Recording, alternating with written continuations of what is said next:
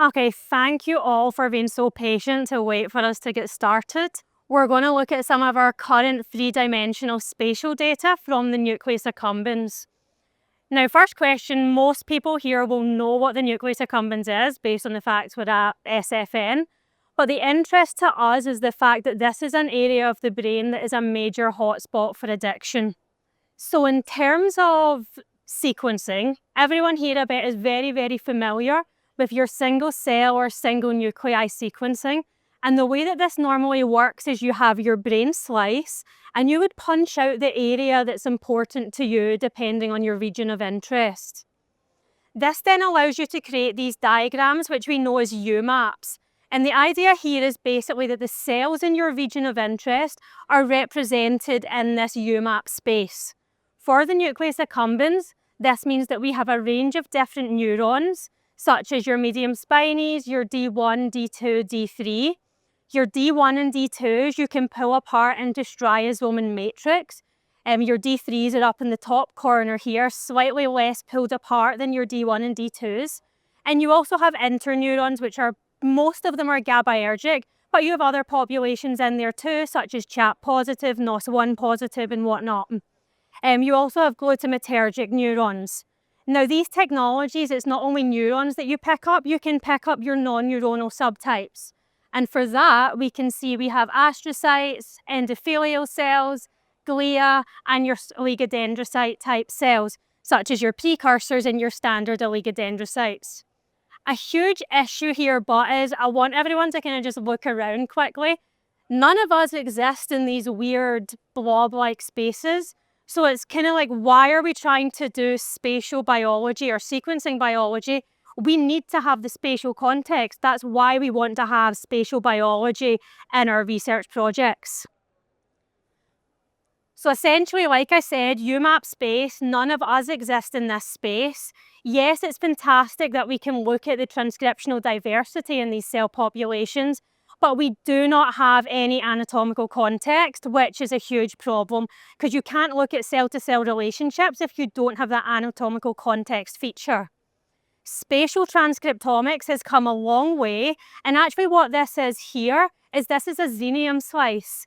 And what you can see here is that we do bring anatomical context back to sequencing projects, but this is where PIXA comes in because again, none of us exist in this flat 2D plane. We need 3 dimensions. All of us are in 3 dimensions, so why would we not try and study our region of interest in 3 dimensions? And this means then that we can think about volumetric architecture, which is important, and we can also think about full circuit connectivity, which again, to look at the circuit in 3D, we need to have a platform that allows us to do this.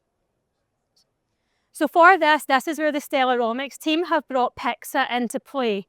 The way that this equipment works, you can actually see the system just over here.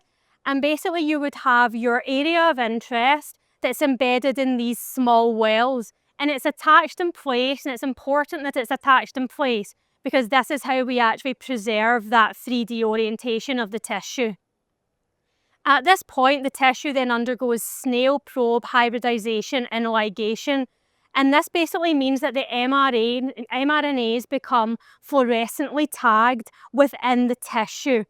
They then are embedded in a 3D hydrogel, and this is a really important part because when it's in the 3D hydrogel, this means your fluorescence for all your different mRNAs are now locked in place. So you can essentially then run the imaging that we have down below, and this basically means that the imaging will tell us where the mRNAs are. It will have their location in 3 dimensions, an X, Y, and Z plane.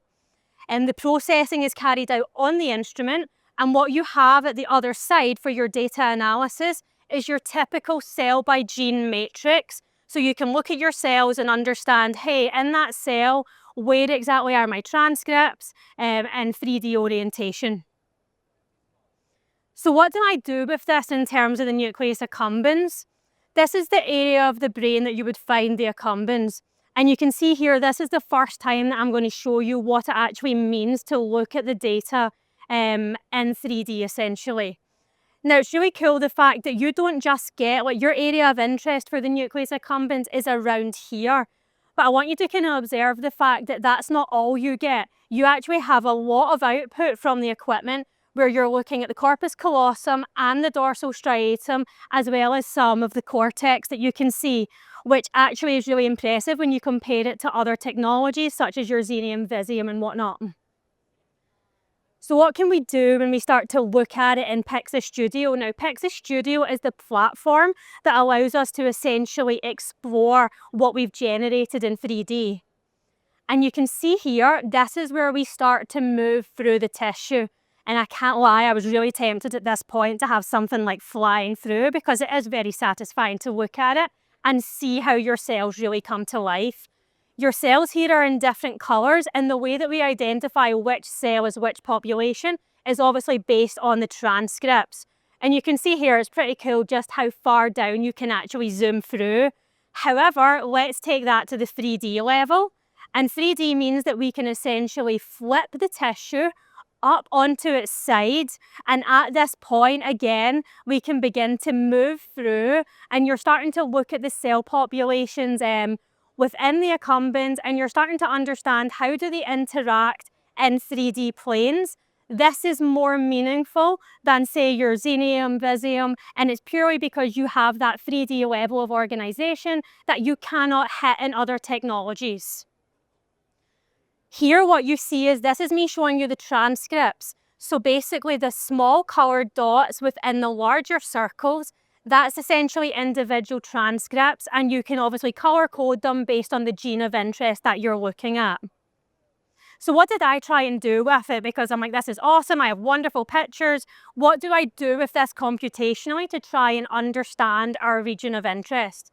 What I've done here is I have essentially taken off the Z-plane only for the analysis component. So every cell is still in here and it still has its Z component intact, but this is just for me to look at it and try and understand how can I make some figures to essentially look at my data and pull it apart.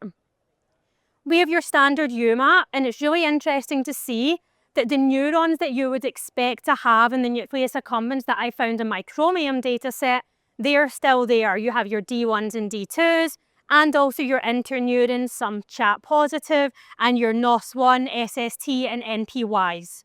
What you also have is your non-neuronal subtypes, such as endothelials, urolegals, and some astrocytes. So again, very powerful in the sense that you can actually detect the different cell types that you would expect in your tissues. Now from there, I start to think, okay, well, how representative is this of true biology? And you can see that in the accumbens, we would expect to have medium spiny D1 and D2s. And actually what you see here is the D1 and D2s, they are the dominant population in the accumbens, which is great because this is what you would expect. And then the other populations you can see above. And then finally, I'm going to look here and say, okay, I can see MSND1 and MSND2s within Pixel Studio. Fantastic, but what do I want to do with them in 3D? Because that's the whole point of us checking out this equipment and being here today. So this is us moving into 3D, and we know that MSNs exist in different formats. You could have aggregates or isolates, but what does that actually look like in terms of us examining it here? You can see the isolated MSNs that I'm marking out shown up in that corner there where they're very spread out. But then you can see here, this is what an aggregate looks like in 3D space. And we can essentially zoom through it, start to kind of move it around, change the orientation, and you can see just how packed in these cells actually are. No other technology will let you do this type of analysis on your data set. You need to have the 3D level to actually look at these aggregates in intact tissue. But what does that mean? So again, I've taken it back. Let's think about, we're going to flatten it again purely to create some images, just for me to throw ideas around and say, what am I getting from this data set?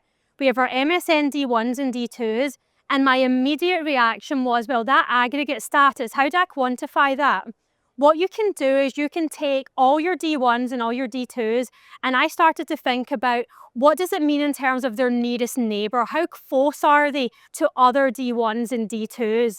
If they're super close to, say, 5 of their nearest cells, we can regard these as aggregates. If they're further apart from their 5 nearest cells, we can regard these as isolated. So this is us taking the very first steps towards actually quantifying what you can generate on the PIXA platform. And you can see here that we're basically saying we have aggregates and isolated MSNs for the first time in 3D space. We can also look then at the amount, like what proportion are aggregated versus which proportion are isolated. And you can see here we do have more isolated than aggregated, but the spread of D1 and D2 across them is actually fairly equal. So what does this mean in terms of we have aggregates and we have isolates, but does that actually influence what their microenvironment is like around them? So my next plan was to say, well, you have your nearest neighbours that are defining aggregate or isolate, but what then are the other cell types that are making up that microenvironment around these specific D1 and D2 MSNs? And you can see here that aggregates tend to be found, they have an astrocyte nearby and GABAergic interneurons nearby. Whereas the isolated, they will have a cholinergic or an SST-NOS1-NPY interneuron nearby, which I term these the neuroendocrine-like interneurons, or they have an oligodendrocyte nearby. So this is not by chance, this is in fact seen across all of our samples, and it's repeatable across all of them. So in terms of what does that mean if we throw it back to the system to try and look at this in PIXA Studio, we have our astrocytes are shown in red, our GABAergic interneurons are shown in green, and this is us focusing on the aggregated MSN. So we're in a really, really tight area of space where the MSNs are very much clumped together.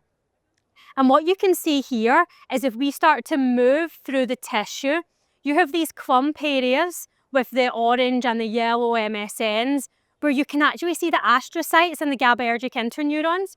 They are very much dispersed in this area, locked into these clumps, meaning that this is not by chance the organisation. It tends to be found more closely to the aggregates, and this actually could have meaning in terms of their biological function. In terms of the isolated MSNs, if we look at this area where basically you have a much vaster spread of the space between the MSNs, you can see that in pink we have our oligos, and in blue we have our neuroendocrine interneurons, and you can see that they're actually found much more spaced out next to these isolated MSNs. Again, this is not by chance and is something that could be set up purely to allow them to have the correct biological function. So what does this mean? What conclusions do we draw from the first steps that we've taken with this technology? Single nuclei, which was our chromium dataset, is wonderful. We can look at the nucleus accumbens, we can look at our populations that are there, but like I said, we have no spatial context, which we really don't want to lose that when we're trying to understand datasets. 2D spatial transcriptomics, again, phenomenal, and the way the field has moved so fast to go from chromium to spatial, it's fantastic. However, that being said, we don't have the 3D component, and that is where the Stellaromics team have brought PIXA into play, which is so valuable for these types of research projects. This is the very first time the nucleus accumbens has been shown in 3D. And actually, this is the first time that we can say that we've looked at the aggregate formation in intact tissue. And also, I want to get the point across that you do have transcriptional power here. So you can try to then understand what is the transcriptional differences in the aggregates versus the isolates. And that's something that I'm going to move on now in my upcoming work. 3D analysis, this has allowed us to start to look at the cell-to-cell interactions, such as your astros and oligos, and how they work in the aggregated versus isolated MSNs. Now, what are the next steps? Next steps are really, really important. One of the things we want to think about is let's boost our gene panel. If we have an idea of genes that could be important for any region that's of interest to us in health and disease, we can apply them to a gene panel here and look at them in the 3D space.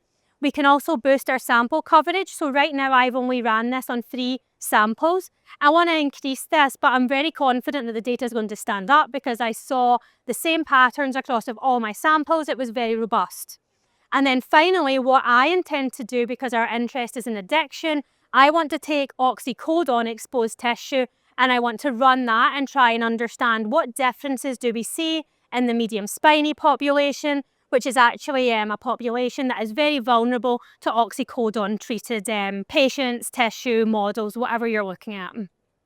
So finally, an enormous thank you to everyone who has been involved. We have my team at Mount Sinai, the PI's Paul Kenny, myself and Adam Cattle have really pioneered this work and pushing it forward. The Stellaromics team, most of them are here today, and I'm sure they'll be happy to take any questions you have on the technology. And the WAN team, a shout out to Wen, who's in the audience today, who was also involved in helping get this analysis off the ground. And finally, thank you so much for hanging out. I hope you've enjoyed SFM so far, and thank you for coming to the talk today.